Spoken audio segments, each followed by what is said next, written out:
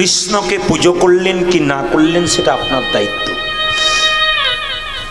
দেবদেবীকে পুজো করলেন কি না করলেন আপনার দায়িত্ব। কিন্তু বাড়িতে দুটো জীবন্ত দেবদেবীকে যদি সম্মান না দিলেন তবে আপনার জীবনটা ধ্বংস হবে 100%। মা আর বাবা, মা হলো বাড়ির ছাদ, এই যে মা হলো বাড়ির ছাদ আর বাবা হলো খুঁটি। যদি খুঁটি আর ছাদ নষ্ট হয়ে যায় সংসার নষ্ট হবে।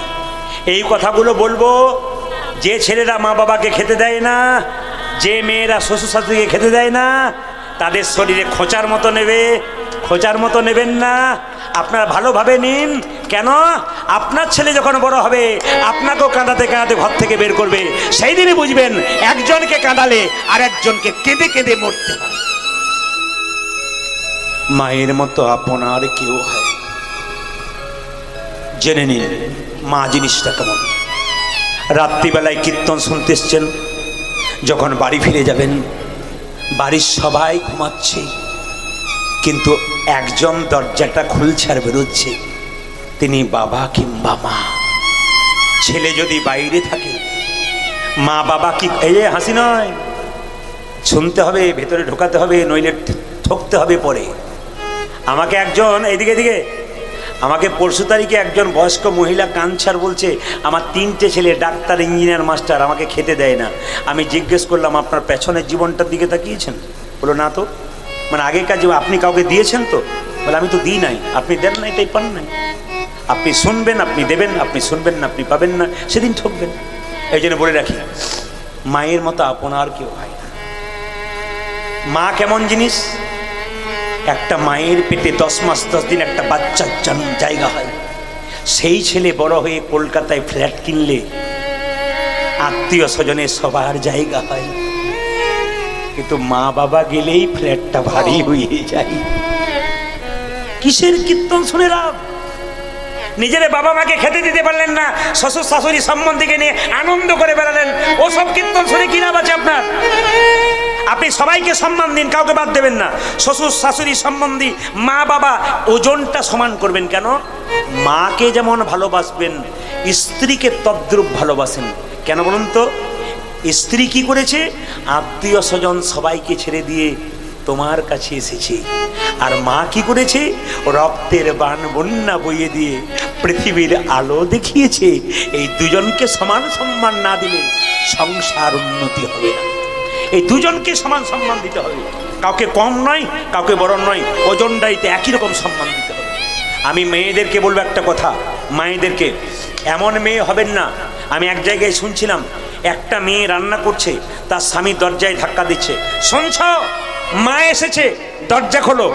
বৌমা তার স্ত্রীটা বলছে শোনো আমার অত শরীর নেই যে আমি খেটে কাউকে খাওয়াতে পারবো, তোমার মা এসছে তুমি কোথাও পাঠিয়ে দাও, আমি পারবো না। ওগো শুনছ মা এসেছে, আরে অন্য ভাইয়ের ঘরে পাঠিয়ে দাও, আমি পারবো না। ওগো শুনছ মা এসেছে, বললাম তো আমি পারবো না, অন্য ঘরে পাঠিয়ে দাও। তখন তার স্বামী বলছে আমার মা নয় তোমার মা এসেছে। তখন মেয়েটি হাতা খুন্তি নিয়ে বেরিয়ে বলছে তোমার লজ্জা করে না? বলে কেন?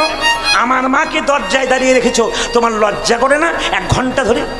ও আপনার স্বামীর মাটা মা নয় আর আপনার মাটা মা নাকি? হ্যাঁ, ওনার মা আপনাকে মানুষ করে নাই, ওনার মা ওনার ছেলেকে মানুষ করে নাই, আপনার মা একাই মানুষ করেছে। কিনে নিয়েছে নাকি? না, তা নয়। আপনি সবাইকে সম্মান দিন, আপনার মাকেও সম্মান দিন, আর স্বামীকে যে মানুষ করেছে তাকেও সম্মান দিন। তবেই তো পুরুষ মানুষ সুখে থাকবে, নইলে পুরুষ মানুষ সংসারে সুখে থাকবে কি করে?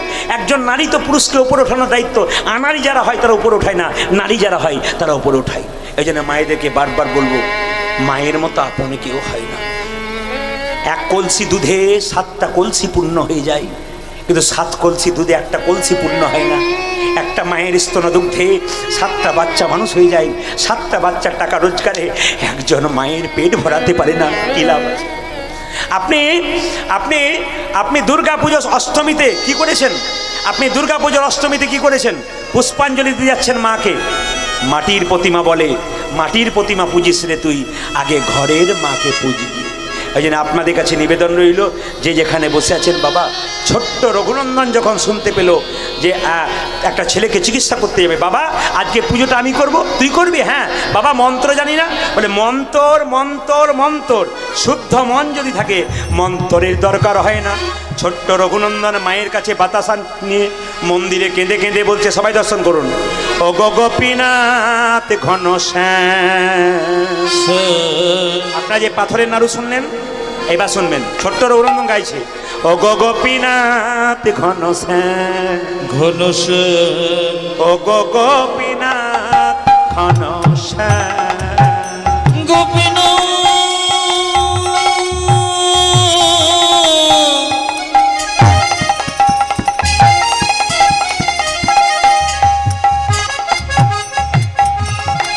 ও গো গোপীনাথ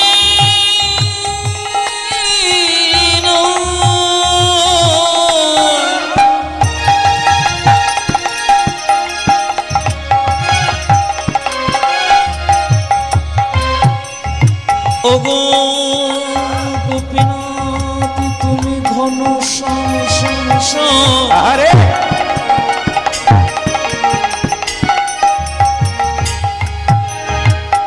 ও গো গোপীনাথ তুমি ঘন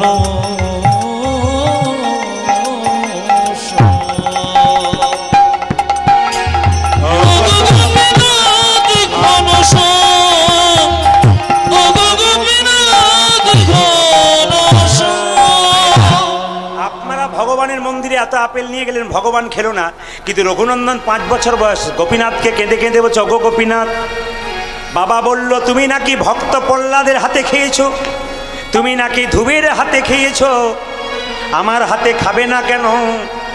পাথরের গোপীনাথ পাথরের মতো দাঁড়িয়ে আছে। ছোট্ট রঘুনন্দনে কেঁদে কেঁদে বলছে, ও বুঝেছি তুমি। এই দিকে মায়েরা, রঘুনন্দনের বয়স কত যখন নাড়ু খাচ্ছে জোরে বলুন তো? 5 বছর। ও বুঝেছি তুমি কেন নাড়ু খাচ্ছ না।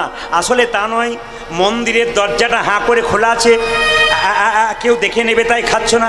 আচ্ছা বাবা, দরজাটাকে দরজাটাকে বন্ধ করলাম। তোমার হাতের বাঁশিতে অসুবিধা হচ্ছে, আচ্ছা বাঁশিটাকে আমি খুলে নিলাম। তোমার মাথা চূড়াতে অসুবিধা হচ্ছে, আচ্ছা চূড়াটাকে খুলে নিলাম। এবার তুমি নাড়ু খাও মায়েরা, এবার তুমি নাড়ু খাও। ছোট্ট রঘুনন্দন গোপীনাথের মন্দিরে বলছে, অগ গোপীনাথে নাড়ু খাও, নাড়ু খাও। পাথরের গোপীনাথ যখন নাড়ু খাচ্ছে না, রঘুনন্দন কেঁদে কেঁদে বলে, গোপীনাথ তুমি আমার হাতে নাড়ু খাবে না? বাবা এসে প্রসাদ চাইবে, দিতে পারবো না। এই দেখো, তুমি যদি নাড়ু না খাবে, তোমার পাথরে পায়ে আমি মাথা ঠুকবো। গোপীনাথ গোপীনাথ গোপীনাথ। রক্ত আর চোখের জলে মন্দির ভেসে যাচ্ছে। পাথরের গোপীনাথ মনে মনে ভাবে, রঘুরে, লোকে আমায় সোনার থালায় রূপোর থালায় পায়েস দেয়, কিন্তু তুই চোখের জলে ভেসে আমায় পায়েস নাড়ু খাওয়াচ্ছিস। শুধু চোখের জল নয়, রক্ত দিয়ে আমার চরণ পুজো করেছিস। আমি যদি তোর কাছে একটা নাড়ু না খাই, তবে গীতাতে যে আমার প্রতিজ্ঞা রবে না। আমি যে গীতাতে বলেছি, পত্রং পুষ্পং ফলং তয়ং যৌমে ভক্ত ব্রজচ্ছতি তদহম পরিহিতমস্মানি প্রতাত্মম। কেউ যদি ফুল পায় আমাকে দেয়, ফুল না পেয়ে পাতা দেয়, তাতে খুশি হয়ে যায়। পাতা না পেয়ে জল দিলে আমি খুশি হয়ে যাই। তুই শুধু জল নয়, রক্ত দিয়ে আমার চরণ ধুয়েছিস। আমি যদি তোর হাতে নাড়ু না খাই, তবে গীতাতে যে আমি আরো প্রতিজ্ঞা করেছি, যে যথামাং প্রপদ্যন্তে তাং স্থতৈব ভজাম্যহম মম বত্মানুবর্তন্তে মনুষ্য পার্থ সর্বস্বা। যে আমায় যেমন ভাবে ভালোবাসে, আমি তাকে তেমন ভাবে ভালোবাসি। তোকে যদি একটা নাড়ু না খাওয়াতে পারি, তবে গীতাতে প্রতিজ্ঞা রবে না। সঙ্গে সঙ্গে বললো, এ রঘু এক কাজ কর, রঘুনন্দন নাড়ু দে, রঘুনন্দন নাড়ু দে, রঘুনন্দন নাড়ু দে রে, রঘুনন্দন নাড়ু দে, গোপীনাথ নাড়ু খাও, গোপীনাথ নাড়ু খাও, গোপীনাথ নাড়ু খাও, গোপীনাথ নাড়ু খাও। পাথরের গোপীনাথ রঘুনন্দনের হাত থেকে একটা একটা করে নাড়ু খেয়ে নিচ্ছে। রঘুনন্দন কেঁদে কেঁদে বলছে, তুমি বাবার হাতে এত নাড়ু খাও না, আমার হাতে এত নাড়ু খাচ্ছ কেন? পাথরের গোপীনাথ বলছে, সবাই আমায় ডাকে রে রঘু, তোর মতো এমন করে চোখের জলে ভেসে কেউ ডাকে না। চোখের জলে ভেসে কেউ ডাকে না, চোখের জলে ভেসে কেউ ডাকে ওই এমন চোখের জলে ভেসে কেউ ডাকে না। মন্ত্রে তন্ত্রে সবাই ডাকে, চোখের জলে ভেসে কেউ ডাকে আমায় মন্ত্রে তন্ত্রে সবাই, আমার চোখের জলে ভেসে কেউ ডাকে না, মন্ত্রে তন্ত্রে সবাই আমার চোখের জলে ভেসে কেউ ডাকে না, তন্ত্রে সবাই আমার চোখের জলে ভেসে কেউ ডাকে না, চোখের জলে ভেসে কেউ ডাকে না। পাথরের গোপীনাথ সব নাড়ুগুলো খেলো, একটা নাড়ু হাতের মধ্যে রাখলো। রঘুনন্দন বলছে, সবগুলো খেলে একটা রাখলে কেন? গোপীনাথ বলল, ভক্ত যদি আমায় খাওয়াই, ভক্তকে যদি আমি না খাওয়াই তবে গীতাতে প্রতিজ্ঞা রবেন। কিছু মনে করবেন না, বাবাকে যদি ছেলে খাবার দেয় আর বাবাকে যদি ছেলে খাবার দেয়, বাবা যদি ছেলেকে না দেয় কত কষ্ট হয়। ভগবান তো বাবার মতো, বলছে তোকে একটা নাড়ু খাওয়াবো। জোর করে গোপীনাথকে রঘুনন্দনকে একটা নাড়ু খাইয়েছে, সব নাড়ু শেষ হয়ে গেছে। রঘু বলছে, বাবা এসে জিজ্ঞেস করবে প্রসাদ কই, তখন কি করব? যা দরজাটা বন্ধ কর, তোর মায়ের কাছে যা। মায়ের কাছে কি বলছে, মা আজকে যেন গোপীনাথ সব নাড়ু খেয়েছে। মা তখন ডেকে বললো, আমি তো বুঝতে পারছি কে খেয়েছে, তুই খেয়েছিস। আর দেখুন তোর বাবা আসবে, ধরা পড়ে যাবি, তোকে মিথ্যে বলবে, কলঙ্ক বোঝা দেবে। তুই এক কাজ কর বাবা, নাড়ু নিয়ে মন্দিরে যা। যখন মন্দিরে ভয়ে ভয়ে নাড়ু নিয়ে ঢুকছে, পেছন দরজা থেকে তার বাবা চিকিৎসা করে ফিরছে। আসিয়া মুকুন্দ দাস কহে বালকের পাতা, অজে আসিয়া মুকুন্দ দাস কহে বালকের ওরে আসিয়া মুকুন্দ দাস কহে বালকের পাতা।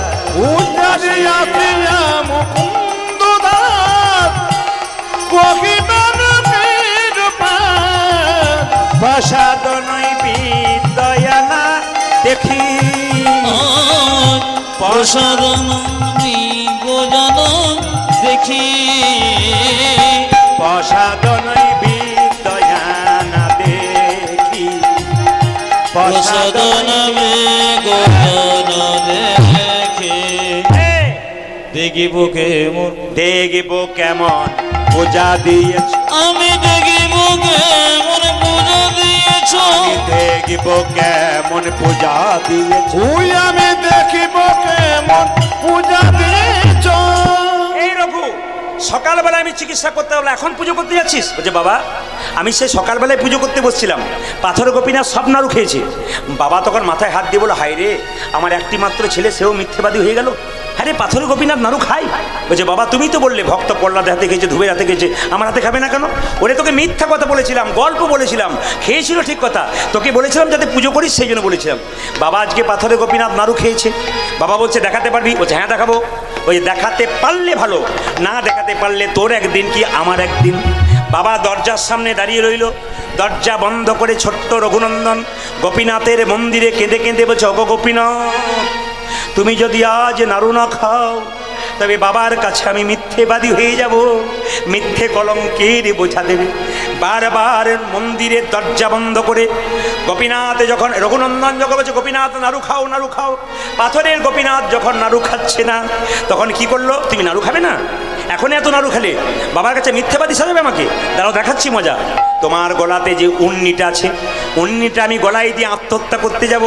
ছোট্ট রঘুনন্দন যেই না গোপীনাথের গলা থেকে উন্নিটা নিয়ে আত্মহত্যা করতে যাচ্ছে, পাথরের গোপীনাথ মনে মনে ভাবছে, রঘুরে, আমার মন্দিরে এসে কেউ যদি আত্মহত্যা করে তবে আমার বিপদ বারণন মধুসূদন নাম আর কেউ বলবে না। পেছন থেকে হাত বাড়িয়ে বললো, রঘুনন্দন নাড়ু দে, রঘুনন্দন নাড়ু দে, রঘুনন্দন নাড়ু দে, রঘুনন্দন নাড়ু দে রে, গোপীনাথ নাড়ু খাও, গোপীনাথ নাড়ু খাবো, গোপীনাথ নাড়ু খাও, গোপীনাথ নাড়ু খাও। কে বললো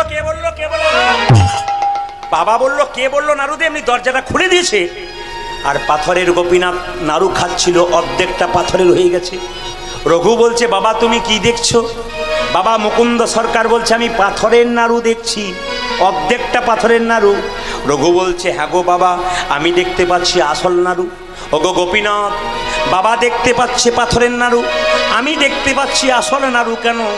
গোপীনাথ আকাশবাণী করে বলল রঘুরে, এ জগতে মানুষের যখন জন্ম হয় তখন দুটো চোখ হয়, একটা ডান চোখ একটা বাম চোখ।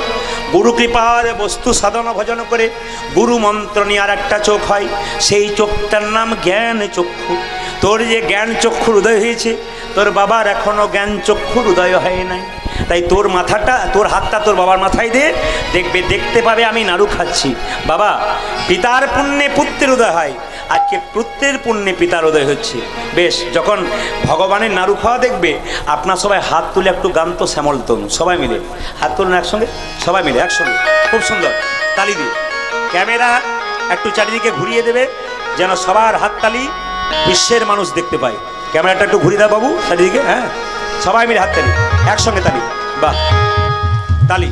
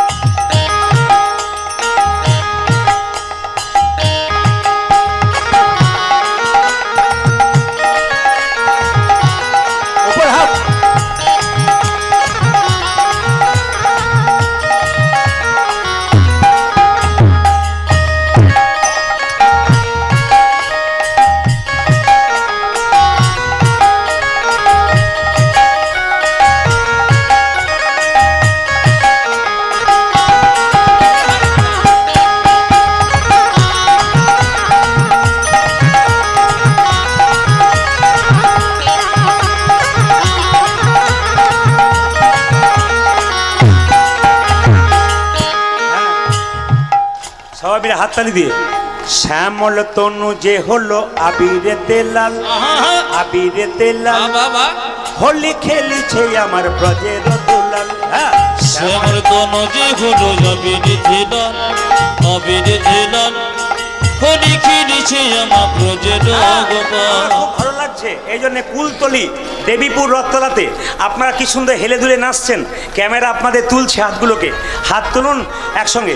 শ্যামল তনু যে হলো আবিরেতে লাল, আবিরেতে লাল হোলি খেলিছে আমার ব্রজের দুলাল।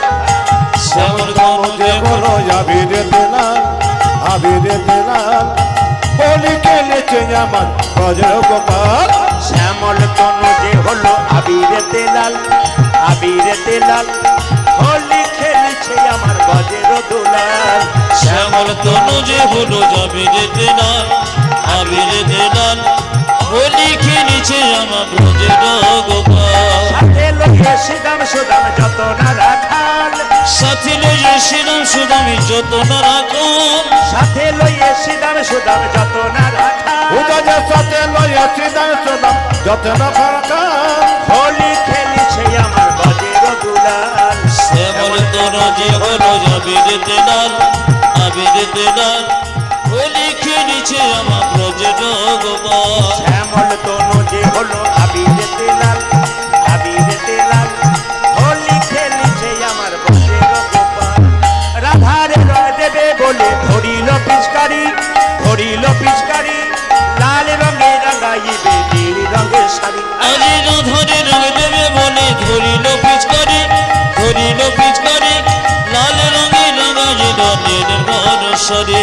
রাধারে রং দেবে বলে ধরিল পিচকারি, ধরিল পিচকারি লাল রঙে রাঙাইল নীল রঙের শাড়ি। উদাজে রাধারে রং দেবে বলে ধরিল পিচকারি, ধরিল পিচকারি লাল রঙে রাঙাইল নীল রঙের শাড়ি। রাধা বলে রং দিও না দোহাই নন্দলাল, রাধা বলে রং দিও না দোহাই নন্দলাল হোলি খেলিছে আমার ব্রজের গোপাল। শ্যামল তনু যে হলো আবিরেতে লাল, আবিরেতে লাল হোলি খেলিছে